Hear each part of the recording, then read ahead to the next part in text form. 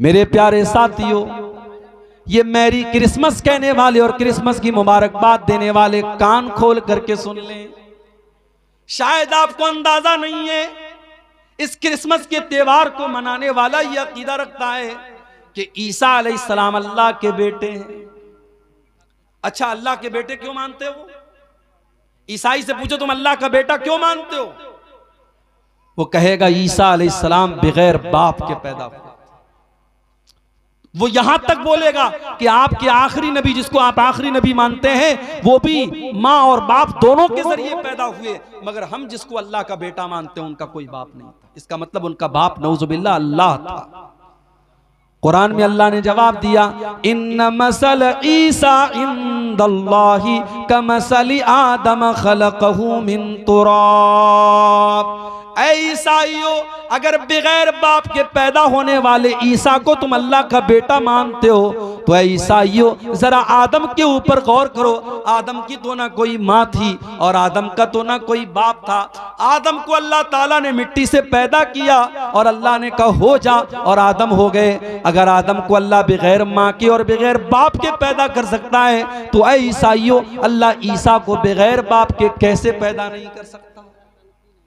और मेरी माँ और बहनों, कभी मौका मिले तो कुरान का 16वां पारा उठा के सूरह मरियम की तिलावत गौर से पढ़ो। सूरह मरियम को, ये वही आयतें थी जो हबशा के दरबार में जब हजरत जाफर ने पढ़ी थी तो लोगों की आंखों में आंसू आ गए। उसमें जरा पढ़ो कि किस तरीके से हजरत मरियम की किरदार की अजमत अल्लाह ताला ने बयान की। इज़ अरसलना इलैहा रूहना फतमत्तल लहा बशरन सविया।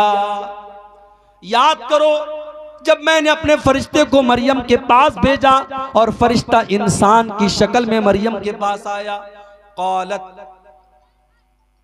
हजरत मरियम ने कहा तू दूर हो जा मुझसे, अगर तू अल्लाह से डरने वाला है मेरे करीब ना आना, तू दूर हो जा।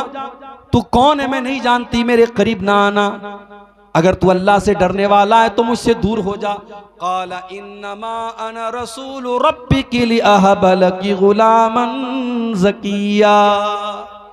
फरिश्ता बोला, ऐ मरियम तुम डरो नहीं, मैं अल्लाह का फरिश्ता हूँ और मैं तुमको खुशखबरी सुनाने आया हूँ। तुम्हारे पेट से एक बच्चा पैदा होने वाला है, ईसा पैदा होने वाले, अल्लाह का नबी पैदा होने वाला है। क़ालत अन्ना यकूनु ली गुलामु वलम यमससनी बशर वलम अकु बग़िया। हजरत मरियम ने कहा मुझे बेटा कैसे पैदा होगा, मेरा तो निकाह भी नहीं हुआ है और आज तक मुझे किसी इंसान ने टच नहीं किया है और मैं कोई बच्चलन औरत भी नहीं हूँ, मुझे बेटा कहाँ से पैदा होगा, तुम कैसी बात कर रहे हो।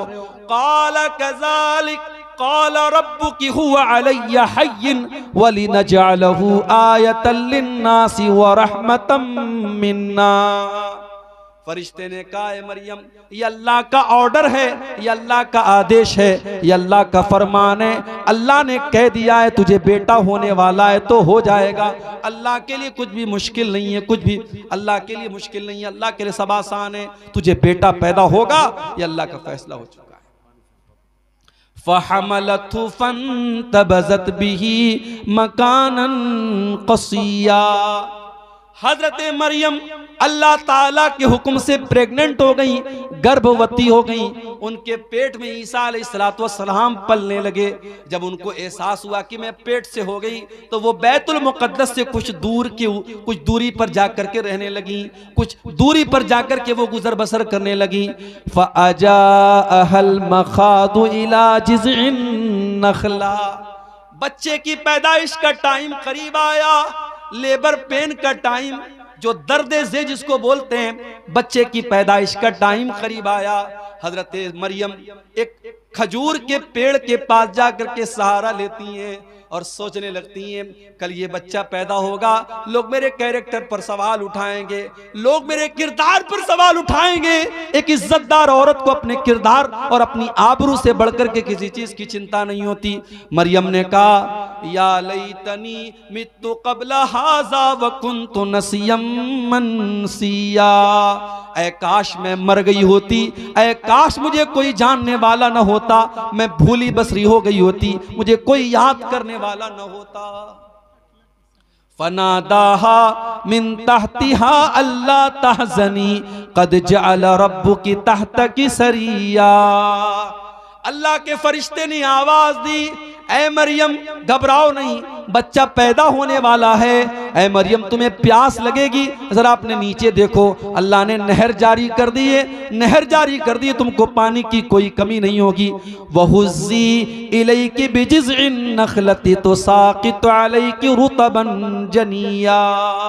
और ऐ मरियम इस पेड़ को जरा पकड़ करके हिलाओ तो पकी हुई खजूरें तुम पर गिरेंगी, खजूर खाओ और पानी पियो और अल्लाह का शुक्र अदा करो। इससे उलमा ने ये इस्तिदलाल किया है कि हजरत ईसा की पैदाइश दिसंबर के महीने में नहीं हो सकती, क्योंकि खजूर के पकने का जो टाइम होता है वो मई और जून का महीना होता है। हजरत ईसा की पैदाइश मई और जून के महीने में हुई है, दिसंबर के महीने में नहीं हुई है। फ़इम्मा तरयिन्न मिनल बशरि अहदा फ़क़ूली इन्नी नज़रतु लिर्रहमानि सौमा फ़लन उकल्लिमल यौमा इंसिया। फरिश्ते ने कहा, ऐ मरियम अगर कोई इंसान तुमको नजर आ जाए तो कहना कि मैं अल्लाह के लिए मैंने नजर मानी है, इशारे से कहना कि मैं किसी से बात नहीं करूंगी, किसी से बातचीत मत करना। ईसा पैदा हो गए, हजरत मरियम ने अपने बच्चे को गोद में लिया। फ़अतत बिही क़ौमहा तहमिलुहु क़ालू या मरियम लक़द जीति शैअन फ़रिया। हजरत मरियम अपने दूध पीते बच्चे को अपनी गोद में लेती हैं और अपनी कौम के सामने आती हैं। कौम के लोग देखते हैं कि कुंवारी मरियम की गोद में बच्चा कहां से आ गया। कहा, है मरियम तू तो कुंवारी थी, तेरी तो शादी भी न हुई थी, ये बच्चा तू कहां से लेके आ गई। ऐ मरियम तूने बहुत बड़ा पाप किया है। या उख्त हारूना मा काना अबूकी इम्रा सौइन व मा कानत उम्मुकी बगिया। ऐ मरियम तू तो हारून की बहन है। हजरत मरियम के कोई भाई थे, उनका नाम हारून था। ऐ मरियम तू हारून की बहन है, तेरा बाप भी नेक इंसान है, तेरी माँ भी नेक औरत है, तेरी माँ भी बदचलन नहीं है। ऐ मरियम तू बदचलन कैसे हो गई। पता ये चला ये तीन रिश्ते बड़े खास होते हैं। लड़कियां अगर बिगड़ती हैं तो इन तीन रिश्तों का बहुत बड़ा रोल होता है। जिस घर के लड़के बिगड़ जाएं, जिस घर की माएँ बिगड़ जाएं और जिस घर का बाप बिगड़ जाए, उस घर की लड़कियों को बिगड़ने में देर नहीं लगेगी। अगर लड़की का भाई सही है, अगर लड़की का बाप सही है और अगर लड़की की माँ सही है तो लड़कियों के बिगड़ने के चांस बहुत कम हैं। लेकिन भाई गड़बड़ है, माँ गड़बड़ है और बाप गड़बड़ है तो लड़कियों के बिगड़ने के चांस बहुत ज्यादा हैं। लोगों ने कहा, है मरियम तू हारून जैसे नेक इंसान की बहन है, तेरा बाप भी नेक इंसान है, तेरी माँ भी शरीफ औरत है, तूने ये गलत काम कैसे कर दिया। फ़अशारत इलैहि, हजरत मरियम ने अपने बच्चे की तरफ इशारा किया। क़ालू कैफ़ नुकल्लिमु मन कान फिल महदि सबिया। कौम के लोगों ने कहा, है मरियम इस दूध पीते बच्चे से हम क्या बात करें, ये क्या बोलेगा, तू क्यों नहीं बताती है किसका बच्चा है। क़ाल इन्नी अब्दुल्लाह आतानियल किताबा व जअलनी नबिया व जअलनी मुबारकन ऐनमा कुन्तु व औसानी बिस्सलाति वज़्ज़काति मा दुम्तु हय्या। अल्लाह की कुदरत देखो कि हजरत ईसा अभी दूध पीते बच्चे हैं, माँ की गोद से बोल पड़े, अपनी कौम को जवाब दिया। माँ के किरदार पर लोगों ने इल्जाम लगाया, अल्लाह ने उस दूध पीते बच्चे को अपनी माँ के डिफेंस में खड़ा कर दिया। जो औरत अपनी शर्मगाह की हिफाजत करेगी, अपनी आबरू की हिफाजत करेगी, अल्लाह उसके दामन पे कभी दाग लगने नहीं देगा। अल्लाह जब जरूरत पड़ेगी उसकी बेगुनाही को बयान कर देगा। मरियम की बेगुनाही को बयान करने के लिए अल्लाह ने दूध पीते बच्चे को अपनी माँ की गोद में, हजरत मरियम को अल्लाह ताला ने, हजरत ईसा को अल्लाह ताला ने जुबान दे दी और वो बच्चा अपनी माँ की गोद से क्या बोला, पहला जुमला क्या बोला, इन्नी अब्दुल्लाह, मैं अल्लाह का बंदा हूं। ईसा ने ये नहीं कहा I am son of God, उन्होंने कहा आई एम स्लेव ऑफ अल्लाह, मैं अल्लाह का बंदा हूं। कितने बड़े अफसोस की बात है। ईसाई कहते हम ईसा को मानते हैं, उनके चर्च के बाहर ईसा मसीह का फोटो लगा है, उनके चर्च के बाहर ईसा अलैहिस्सलाम के अक़वाल लिखे होते हैं। मगर ईसाई कौम दुनिया की वो कौम है मेरे भाई जिस नबी से इतनी मोहब्बत का दावा करती है। उस नबी ने पैदा होने के बाद सबसे पहला सेंटेंस जो उनके मुंह से निकला है, जो सबसे पहला शब्द उनके मुंह से निकला है, उन्होंने कहा मैं अल्लाह का बंदा हूं। और ईसाई कहते नहीं, बंदा नहीं थे, ईसा तो अल्लाह के बेटे थे। वो अल्लाह का बेटा मानते ईसा अलैहिस्सलाम। और अभी हमारे पड़ोसी मुल्क के एक ईसाई पादरी का मैंने बयान सुना, उसने कहा हम किसी नबी का मीलाद नहीं मनाते हैं, मुसलमान इस गलतफहमी में ना रहे, हम ईसा को एज अ प्रॉफिट नहीं मानते हैं, हम क्रिसमस पर अल्लाह के बेटे का जन्मदिन मनाते हैं, अल्लाह के बेटे का जन्मदिन मनाते हैं। हम Isa Masih as a profit, एक नबी की हैसियत से हम उनका मीलाद नहीं मनाते। ईसा अलैहिस्सलाम पैदा होने के बाद कह रहे हैं मैं अल्लाह का बंदा हूं, अल्लाह ने मुझको नबी बनाया है, अल्लाह ने मुझको बरकत वाला बनाया है, मैं जहां भी रहूंगा बरकत रहेगी। और अल्लाह ने मुझको नमाज का हुक्म दिया है, मुझको ज़कात का हुक्म दिया है, जब तक मैं जिंदा रहूंगा मैं नमाज पढ़ता रहूंगा, मैं ज़कात देता रहूंगा। व बर्रम बिवालिदती, और अल्लाह ने मुझे अपनी माँ के साथ अच्छा सलूक करने का हुक्म दिया है। वलम यजअलनी जब्बारन शकिया, अल्लाह ने मुझे बदबख्त नहीं बनाया, अल्लाह ने मुझे सरकश नहीं बनाया, मैं अल्लाह का नेक बंदा हूं, अल्लाह ने मुझे नबी बनाया है। ये ईसा इब्ने मरियम का वाकया है, कुरान के 16वें पारे के अंदर मौजूद है। लेकिन आज ईसाई मजहब के मानने वाले जब क्रिसमस का त्यौहार मनाते हैं वो दुनिया को ये बताते हैं कि हम अल्लाह का बेटा, अल्लाह के बेटे की हम पैदाइश की खुशी मनाते हैं। और हमारा मुसलमान नौजवान और कॉलेज में पढ़ने वाली हमारी मुसलमान लड़कियां वो अपनी सहेलियों को और अपने दोस्तों को फेसबुक के ऊपर और सोशल मीडिया पर मैरी क्रिसमस लिख के भेजती हैं, मैरी क्रिसमस लिख के भेजती हैं, क्रिसमस की मुबारकबाद देती हैं।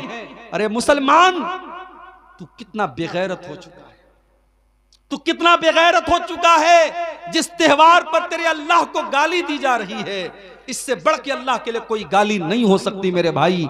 अगर अल्लाह का बेटा किसी को करार दिया जा रहा है, ये अल्लाह को गाली दी जा रही है। और अल्लाह ताला खुद कहता है, जब आदम का बेटा कहता है कि मैंने किसी को अपना बेटा बना लिया, तो आदम का बेटा मुझे तकलीफ पहुंचाता है, इंसान मुझे तकलीफ पहुंचाता है।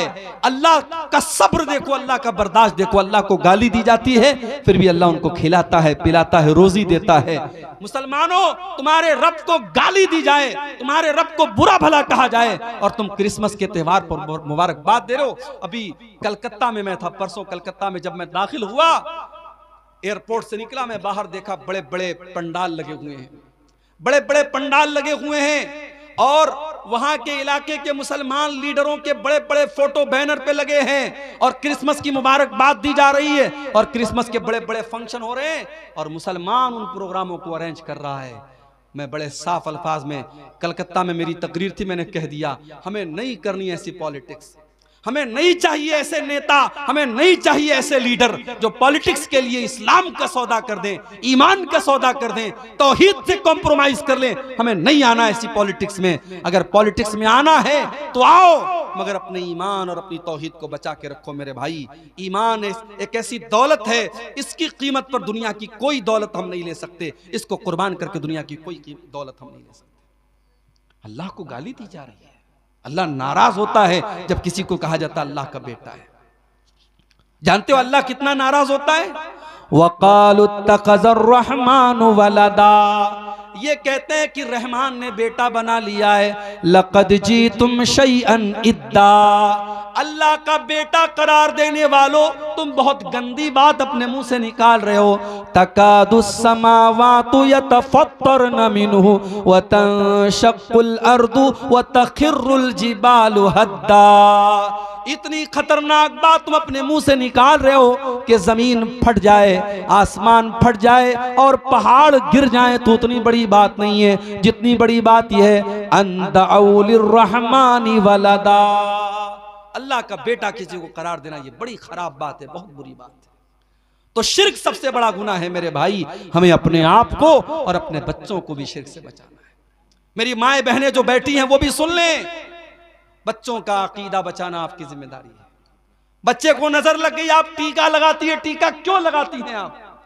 पूछिए, आप जामिअतुल इमाम बुखारी आपके करीब में है, पूछिए वहां के शेखुल हदीस आए हैं, वहां के उलमा और वहां के टीचर्स आए हैं, उनसे पूछिए आप कि ये बच्चों को नजर का जो टीका लगाया जाता कि ये जायज है, ये जायज नहीं है। बच्चा बीमार हो गया, किसी ने आपसे कहा धागा पहना, तो धागा पहना दिया आपने, तावीज पहना दिया आपने, ये भी शिर्क है मेरी माओ बहन, ये भी शिर्क है। और अल्लाह के नबी की हदीस है, मन अल्लक़ तमीमतन फ़क़द अशरक, जिसने तावीज पहना, जिसने तावीज लटकाया उसने शिर्क किया। अगर अपने बच्चों को आप तावीज पहना रहे हैं, पढ़ते रहो, रफुल यदैन करके नमाज पढ़ते रहो, सीने पर हाथ बांधते रहो और आमीन जोर से बोलते रहो, मगर तुम अहले हदीस नहीं हो सकते, तुम सलफी नहीं हो सकते जब तक तुम्हारा अकीदा दुरुस्त नहीं है, तुम्हारी तौहीद सही नहीं। अपनी तौहीद की हिफाजत करो मेरे भाई, अपने बच्चों की तौहीद की हिफाजत करो। इब्राहीम अलैहिस्सलाम जैसा पैगंबर दुआ करता है, वजुनुबनी व बनिया अन्नाबुदल असनाम, आए अल्लाह तू मुझे भी बुत परस्ती से बचाना और मेरी औलाद को भी तू शिर्क से बचाना। मेरी औलाद कहीं बुत परस्ती में न पड़ जाए, मेरी औलाद कहीं शिर्क में न पड़ जाए। अगर इब्राहीम जैसे पैगंबर को अपनी औलाद की चिंता है तो आपको भी चिंता होनी चाहिए, आपको भी फिक्र होनी चाहिए अपनी औलाद की।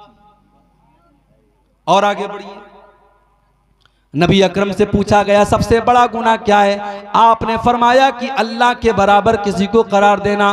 पूछा गया अय अल्लाह के नबी उसके बाद सबसे बड़ा गुनाह क्या है? आपने फरमाया अन तक़तुल वलदक खशियत अन यतअम माक, अपनी औलाद को कत्ल कर दो इस डर से कि वो तुम्हारे साथ खाएगी। आजकल नारा लगता हम दो हमारे दो, तीसरा आ जाएगा तो खिलाएंगे कहां से? तू खिलाता है क्या? तेरी औकात है? तेरी औकात है तू खिलाएगा? नहीं। अगर ये समझते हो कि तुम अपने बच्चों को खिला रहे हो, इस गलत फहमी को दूर कर लो मेरे भाई। वला तक़तुलू औलादकुम खशियत इमलाक, अपनी औलाद को कत्ल न करना, कभी अपनी औलाद को ये सोच करके कत्ल न करना कि हम उनको कहां से खिलाएंगे। नहनु नरज़ुकुहुम व इय्याकुम, उनको भी रोजी हम देते हैं और तुमको भी रोजी हम देते हैं। औलाद की रोजी औलाद लेके आती है मेरे भाई। कभी गौर करना, शादी के पहले आप कितना कमाते थे और शादी के बाद फिर आप कितना कमाने लगे। और जब बच्चा पैदा हुआ, अगर ईमानदारी से बात करो, बच्चा पैदा होने के बाद अल्लाह ताला और रोजी में बरकत देता है, क्योंकि बच्चा जब पैदा हुआ अपना मुकद्दर वो लेके आया। दूसरा बच्चा पैदा हुआ, अपना मुकद्दर लेके आया। बच्चे अपनी रोजी अपना मुकद्दर लेके आते हैं। ये कभी मत समझना मेरे भाइयों कि अपने बच्चों को तुम खिला रहे हो। और अगर हाँ बेटी पैदा हुई आपके घर में, मेरे घर में जब तीसरी बेटी पैदा हुई, हमारे मदरसे में एक LIC वाला आया, उसको किसी ने बता दिया मौलाना साहब की बेटी पैदा हुई। उसने कहा मौलाना साहब बेटी पैदा हुई? मैंने कहा वो मुझको समझाने लगा, आपकी बेटी अभी बड़ी होगी, शादी करना पड़ेगा, बहुत खर्चा आएगा, उसको पढ़ाना होगा, ये करना होगा, आप ये पॉलिसी ले लीजिए, 18 साल अभी आप धीरे धीरे पैसा जमा करेंगे, 18 साल बाद आपको इतना पैसा मिलेगा, जब आपकी बेटी जवान होगी आपके पास शादी के लिए पैसा हो जाएगा। यानी आज बेटी पैदा होती नहीं है कि लोगों के माथे पर चिंता की लकीरें आने लगती हैं, लोग प्लान बनाने लगते हैं 18 साल बाद का। वजह क्या है मेरे भाइयों? आज बेटियों को बोझ बना दिया गया है। आज बेटी अगर पैदा हो जाए तो माँ बाप का चेहरा भी उदास हो जाता है कि तो बहुत बड़ी जिम्मेदारी मेरे घर में आ गई। बेटा होता तो कमा के लाता, ये तो बेटी आ गई, अब तो इसकी शादी भी करना होगा, इसको पढ़ाना भी होगा, इसके ऊपर खर्च करना होगा और शादी के मौके पे लंबा चौड़ा जहेज भी देना पड़ेगा। मेरे भाइयों, हमने अपने रस्मों रिवाज की वजह से और अपने झूठे रस्मों रिवाज की वजह से हमने बेटियों को बोझ बना दिया है। माफ करना, बेटी बोझ नहीं है, बेटी लानत नहीं है, बेटी तो रहमत होती है, बेटी तो जन्नत का टिकट लेकर के आती है। अल्लाह के नबी फरमाते हैं मन आला जारियतैन हत्ता तबलुगा जा यौमल क़ियामति अना व हुवा कहातैन। आपने अपनी दोनों उंगलियों से इशारा करके फरमाया कि 2 बेटियों को जिसने पाला और 2 बेटियों की जिसने सही तरीके से परवरिश की वो जन्नत में अपने नबी के साथ रहेगा। वो कयामत के दिन इस तरीके से नबी के साथ आएगा जैसे ये दोनों उंगलियां एक दूसरे के साथ आती हैं। मगर आज 2024 शुरू होने वाला है, एक दिन के बाद 2024 शुरू हो जाएगा। हमारा भारत चांद पर पहुंच चुका है, चंद्रयान हमारा भारत का चांद पर पहुंच चुका है। मगर आज भी हर साल हमारे भारत में हजारों की तादाद में बेटियां अपनी मां के पेट में मार दी जाती हैं। एबॉर्शन कराया जाता है, उन बेटियों को मां के पेट में मार दिया जाता है। 1400 साल पहले अरब के अंदर ऐसे भी कबीले थे, बेटी पैदा होती थी उसको ले जाकर के जिंदा जमीन में गाड़ देते थे। मगर आज का इंसान इतना बेरहम हो चुका है, उस बेटी को पैदा होने भी नहीं देता है, मां के पेट में उसको खत्म कर देता है। और आप जाकर के यूट्यूब पर आप देखिए, जब एबॉर्शन किया जाता है तो बड़ी बेरहमी से उस मासूम बच्ची को या बच्चे को मां के पेट में उसके टुकड़े टुकड़े किए जाते हैं, उसके बदन का कीमा कीमा कर दिया जाता है। और वो बेचारा बच्चा जो अभी प्रोसेस में था, अभी पैदा होने वाला था, अभी मां के पेट में था, उसको दवाओं के जरिए और ऑपरेशन के जरिए खत्म कर दिया जाता है। मेरे प्यारे साथियों, औलाद को कत्ल करना यह बहुत बड़ा पाप है।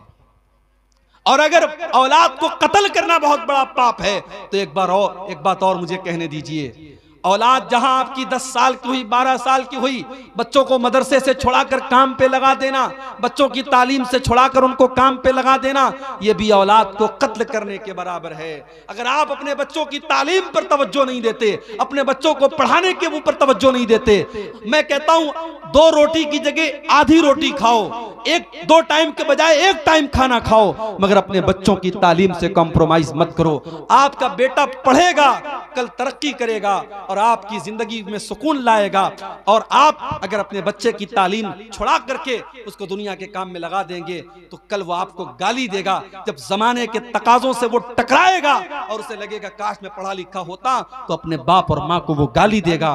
मेरे भाइयों, कभी भी अपने बच्चों की तालीम अपनी माशी मुश्किलात की वजह से मत छुड़ाओ। कोशिश करो कि बच्चा हमारा तालीम जारी रखे। बच्चों की तालीम छुड़ा करके उनको काम में लगाना, ये भी औलाद को कत्ल करने के बराबर है। इस दौर में हम जानते हैं जो लड़का पढ़ा लिखा ना हो उसकी जिंदगी बड़ी परेशानी की होती है। वो कहीं कोई नौकरी नहीं कर सकता, कहीं वो कोई किसी चीज में हिस्सा नहीं ले सकता। आज अपने बच्चों की तालीम पर तवज्जो देना भी जरूरी है। इन तजतनिबू कबाइरा मा तुनहौना अन्हु नुकफ्फिर अन्कुम सय्यिआतिकुम।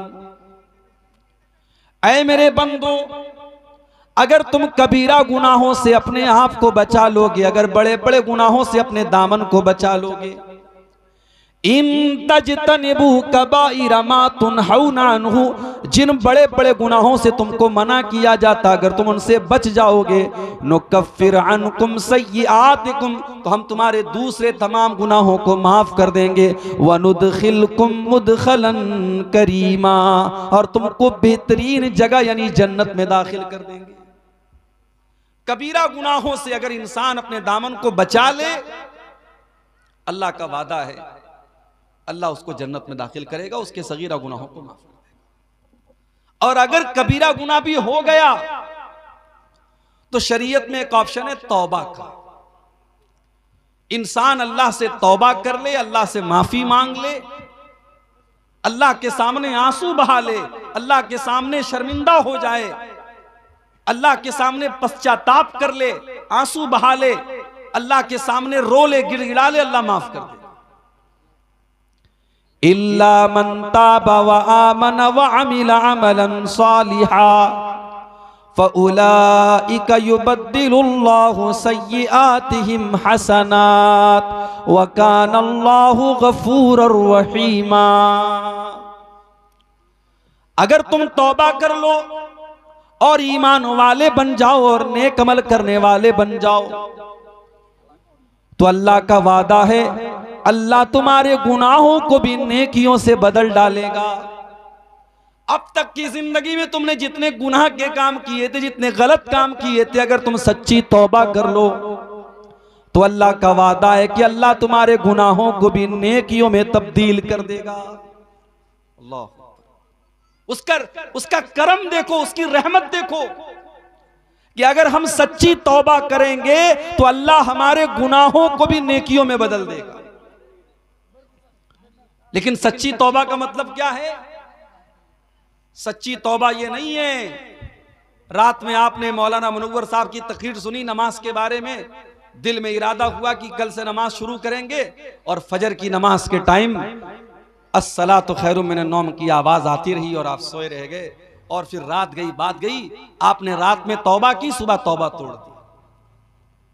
कहीं बड़ा अच्छा जुमला मैंने पढ़ा था फेसबुक के ऊपर कि मोबाइल अगर वाइब्रेशन में भी रखा हो तो मोबाइल के वाइब्रेशन की आवाज हमारे कानों में पहुंच जाती है।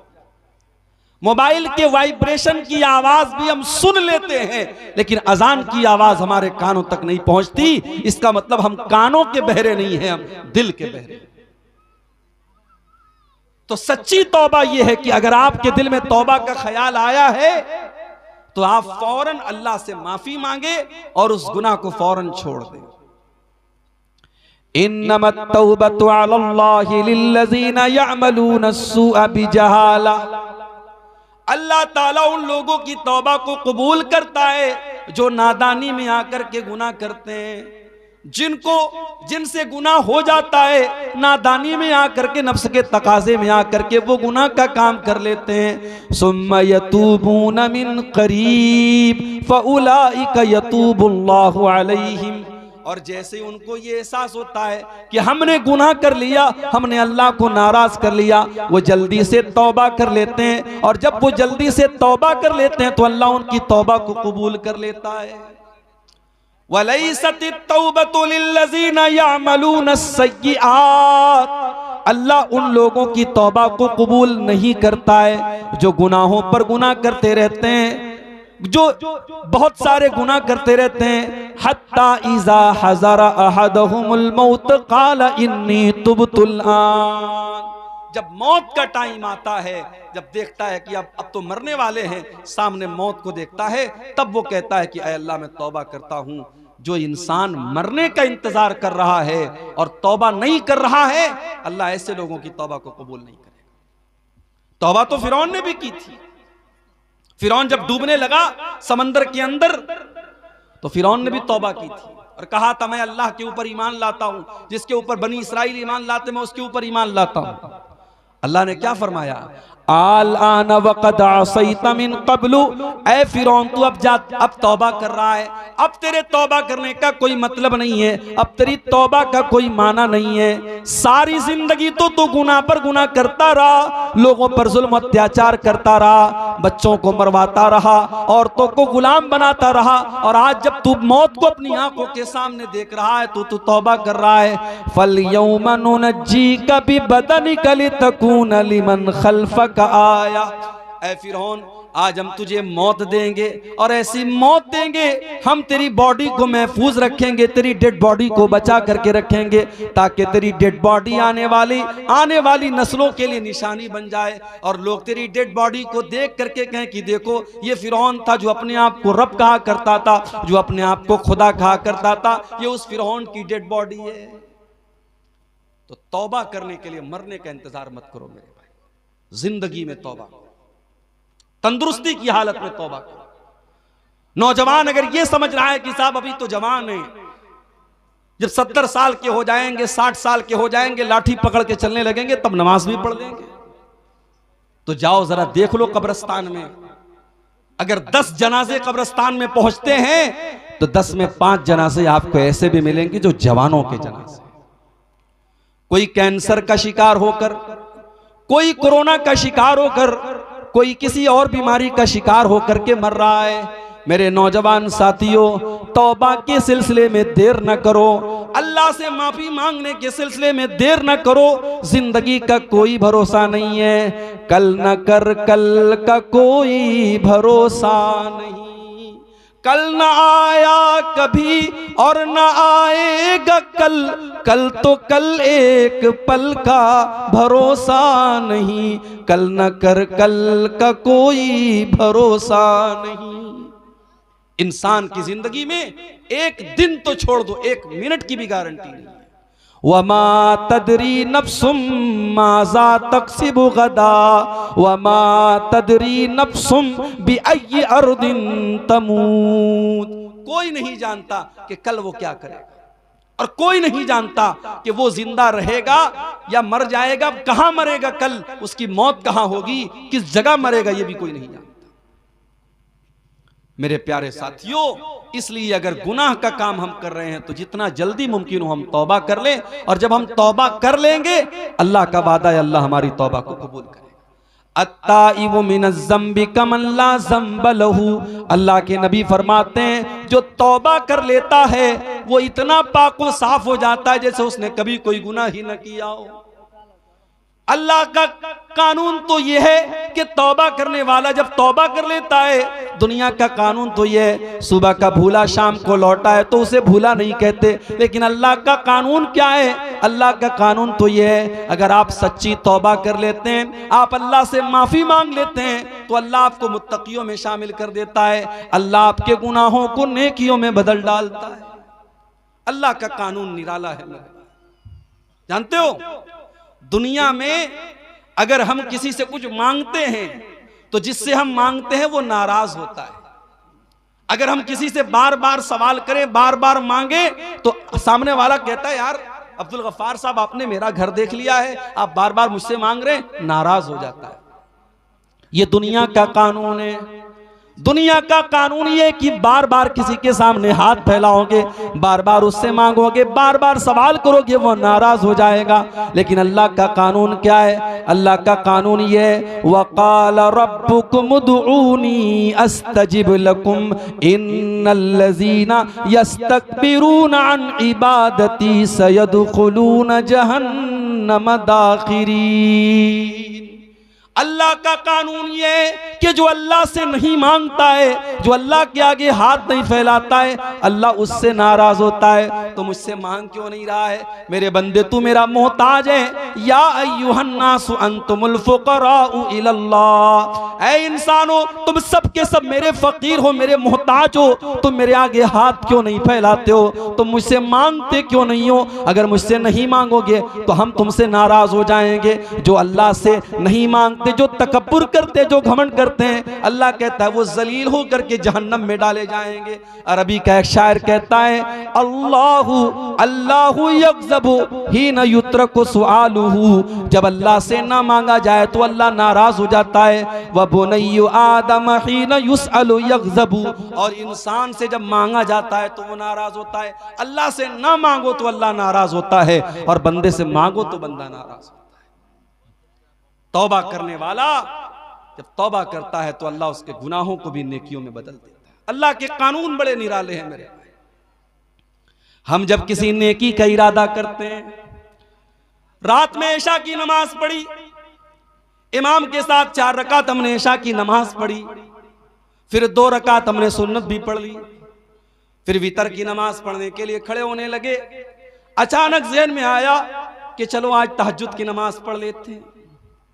घर आया, बिस्तर पे सोने लगा, अपने मोबाइल के ऊपर उसने अलार्म भी लगा दिया कि 3 बजे मेरी नींद खुल जाए। 3 बजे का अलार्म उसने लगा दिया, 3 बजे उठ करके मैं तहज्जुद पढ़ूंगा।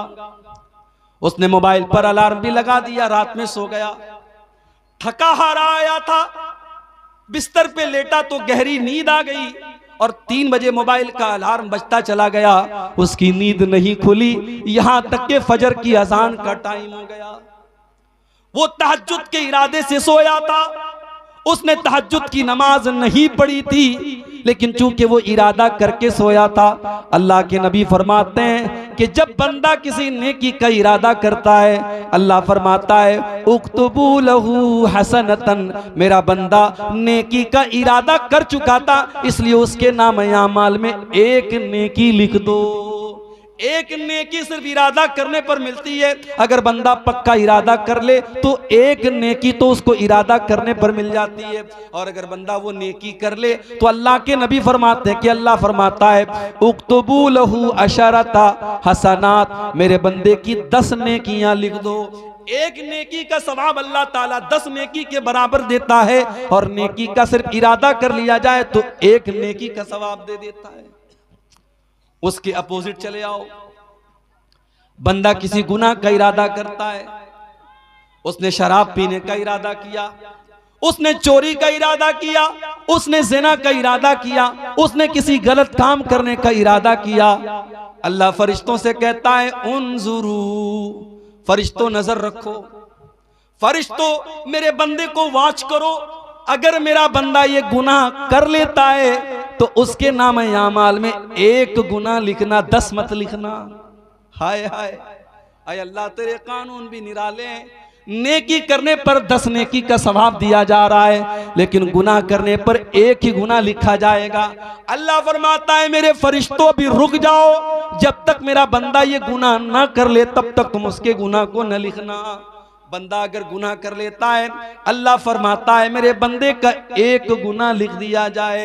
और अगर बंदा गुनाह नहीं करता है, उसने इरादा किया था, फिर उसके दिल में ख्याल आया कि नहीं नहीं शराब पीना हराम है, जिना करना बहुत बड़े गुनाह का काम है, ये गलत काम है, मैं ये गलत काम नहीं करूंगा।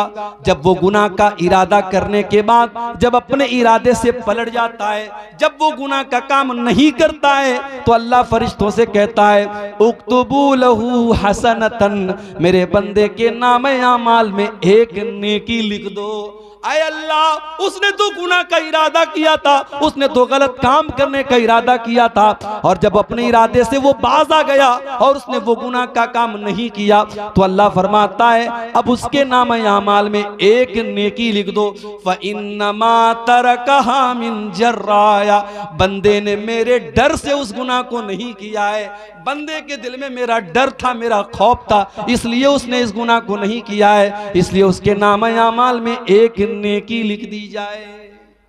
ये अल्लाह का कानून है मेरे भाई। उस अल्लाह की रहमत से हम कभी मायूस ना हो मेरे भाई। इसलिए कुरान में बार बार अल्लाह फरमाता है ला तक़नतू मिर रहमतिल्लाह, अल्लाह की रहमत से कभी मायूस न होना।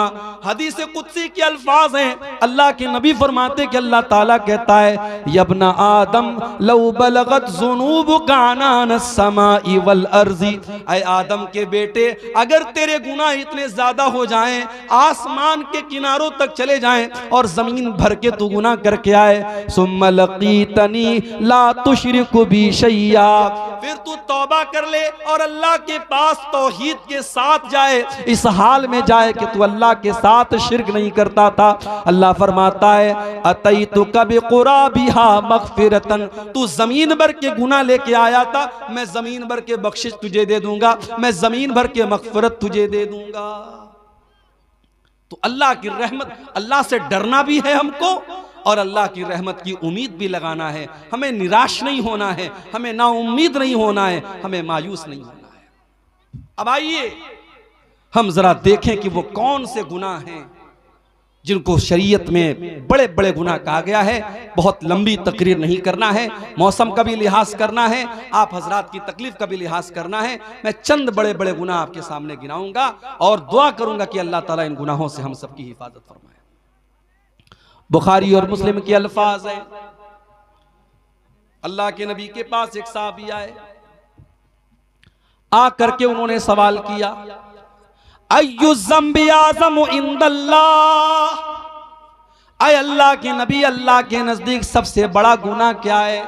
आपने फरमाया अंतजअल लिल्लाहि निद्दन व हुवा खलक़क, सबसे बड़ा गुनाह ये है कि तुम अल्लाह के साथ किसी को शरीक करो, तुम अल्लाह के बराबर किसी को ठहरा दो। शिर्क करना दुनिया का सबसे बड़ा गुनाह है, अल्लाह के बराबर किसी को करार देना ये सबसे बड़ा गुनाह है।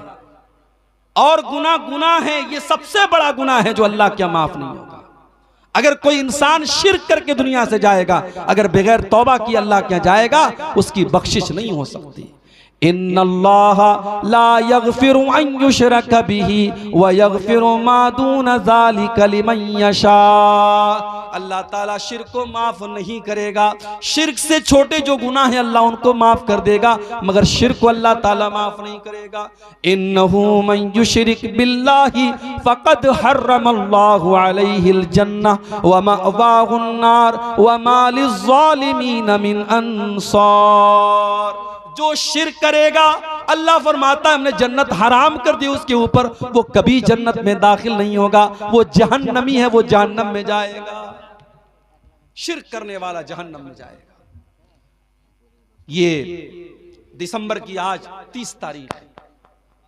5 दिन पहले हमारे ईसाई मजहब का एक त्यौहार था, ईसाई भाइयों का एक त्यौहार था, क्रिसमस का त्यौहार। हमारे कुछ मुसलमान भाइयों को इस त्यौहार पर सद्भावना और भाईचारा दिखाने का बड़ा शौक चढ़ जाता है, और वो सोशल मीडिया के ऊपर और अपने दोस्तों के, अपने व्हाट्सएप के स्टेटस पर और अपने दोस्तों को मैसेज में क्या लिख के भेजते हैं, मैरी क्रिसमस।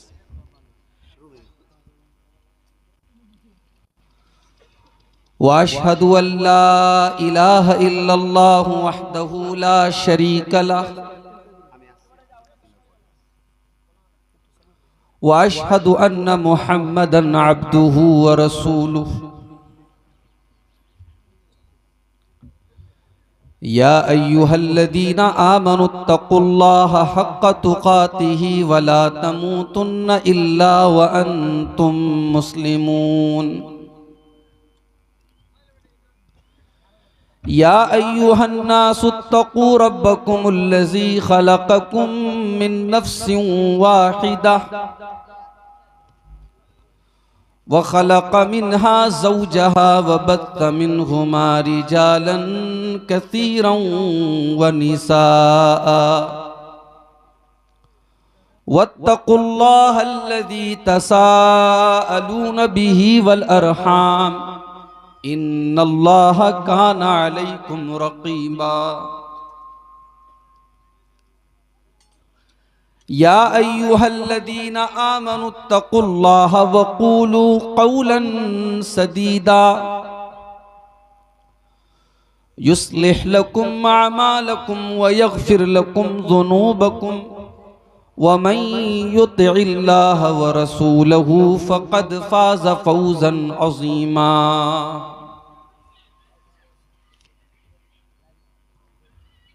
अम्मा बादु फ़इन्न खैरल हदीस किताबुल्लाह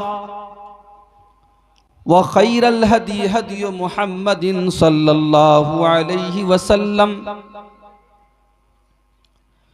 व शर्रल उमूरि मुहदसातुहा व कुल्ल मुहदसतिन बिदअह व कुल्ल बिदअतिन ज़लालह व कुल्ल ज़लालतिन फिन्नार। अऊज़ु बिल्लाहि मिनश शैतानिर रजीम। बिस्मिल्लाहिर रहमानिर रहीम। इन तजतनिबू कबाइर मा तुनहौना अन्हु नुकफ्फिर अन्कुम सय्यिआतिकुम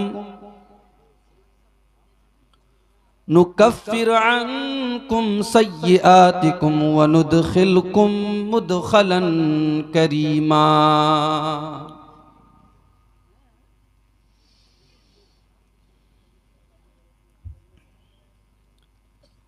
अहले सितम के पत्थर खाकर गुल बरसाने वाला वो, अहले सितम के पत्थर खाकर गुल बरसाने वाला वो, और दुआए खैर की खातिर हाथ उठाने वाला वो, कुफ्र ज़दा माहौल में लंबी तान के सोने वाले हम, कुफ्र ज़दा माहौल में लंबी तान के सोने वाले हम, कुफ्र ज़दा माहौल में एक पल चैन न पाने वाला वो, अहले सितम के पत्थर खाकर गुल बरसाने वाला वो, उससे निस्बते खास का हरदम ढोंग रचाने वाले हम, उससे निस्बत खास का हर दम ढोंग रचाने वाले हम, और अमल के मैदान में हम सबको बुलाने वाला वो, अहले सितम के पत्थर खाकर गुल बरसाने वाला वो। और ये शेर ख़ास तौर से मुसलमानों की जो मौजूदा हालत है फ़िरक़ा परस्ती की, उसके ताल्लुक़ से शायर ने बड़ा प्यारा शेर कहा है। फ़िरक़ा फ़िरक़ा मसलक मसलक में बट जाने वाले हम, फ़िरक़ा फ़िरक़ा मसलक मसलक में बट जाने वाले हम, वातसिमू बे हब्लिल्लाह का दर्स सुनाने वाला वो, वातसिमू बे हब्लिल्लाह का दर्स सुनाने वाला वो, अहले सितम के पत्थर खाकर गुल बरसाने वाला वो। पीठ में अपने भाई के खंजर घोंपने वाले हम, पीठ में अपने भाई के खंजर घोंपने वाले हम, कातिल पर किरदार की गहरी छाप, कातिल पर किरदार की गहरी छाप बिठाने वाला वो, कातिल पर किरदार की गहरी छाप उठाने वाला वो। और मक्ता का शेर समात फरमाए। अपने कलम की कुव्वत को तू उस पे लुटाने वाला अजीज, अपने कलम की कुव्वत को तू उस पे लुटाने वाला अजीज, लफ्जों के हर पैकर की तासीर बढ़ाने वाला वो, अहले सितम के पत्थर खाकर गुल बरसाने वाला वो। सल्लल्लाहु अलैहि वसल्लम। सदर मोहतरम, उलमाए किराम, मोहतरम बुजुर्गों, नौजवान साथियों, माओ और बहनों, प्यारे बच्चों, शायद प्रोग्राम रखने वालों ने भी नहीं सोचा था कि अचानक से मौसम इस कदर ठंडा हो जाएगा। मुझसे लोगों ने बताया कि कल तक का मौसम जो था वो बिल्कुल अलग था, और आज अचानक सर्दी काफी बढ़ गई, कोहरा भी काफी गिर रहा है, और रात के इस वक्त तकरीबन 12:30 बजने वाले। मुझसे मौलाना नूरुल इस्लाम साहब ने यह कहा था कि प्रोग्राम हमें ज्यादा लंबा नहीं चलाना है, 12-1 बजे तक ही प्रोग्राम को चलाना है। मौसम की ठंडक के बावजूद आप हजरात इस पिंडाल के नीचे बैठे हैं। अल्लाह आप सबको जज़ाए खैर अता फरमाए और हम सबको कहने सुनने से ज्यादा अमल की तौफीक अता फरमाए। मेरे भाइयों, आज की तकरीर में मैं आपके सामने कुछ ऐसे गुनाहों का जिक्र करने वाला हूं जिन गुनाहों को शरीयत में कबीरा गुनाह कहा गया है। कबीरा यानी बड़ा गुनाह, और कबीरा की जमा आती है कबायर। तो आज की तकरीर में हम कुछ ऐसे गुनाहों को देखेंगे और समझेंगे जिनको शरीयत में कबायर कहा गया है। सवाल यह है कि कबीरा गुनाह कौन से गुनाह है, उसकी अलग अलग डिफिनीशन, अलग अलग व्याख्या, अलग अलग तारीफ उलमा ने की है। उनका खुलासा यह है कि जिस गुनाह को शरीयत में यह कहा गया हो कि इस गुनाह के करने वाले को जहन्नम में डाला जाएगा, या जिस गुनाह के बारे में कुरान और हदीस में यह कहा गया हो कि इस गुनाह के करने वाले पर अल्लाह की लानत हो, या जिस गुनाह के बारे में कुरान और हदीस के अंदर यह कहा गया हो कि यह गुनाह हराम है, तो उसको गुनाह कबीरा कहा जाता है। और अगर कबीरा गुनाहों से इंसान अपने दामन को बचा ले तो जो छोटे छोटे गुनाह हैं, जो सगीरा गुनाह है, जो हम सब बहुत करते रहते हैं, उनको अल्लाह ताला यूं ही माफ कर देगा। अल्लाह ताला फरमाता है सूरह निसा के अंदर,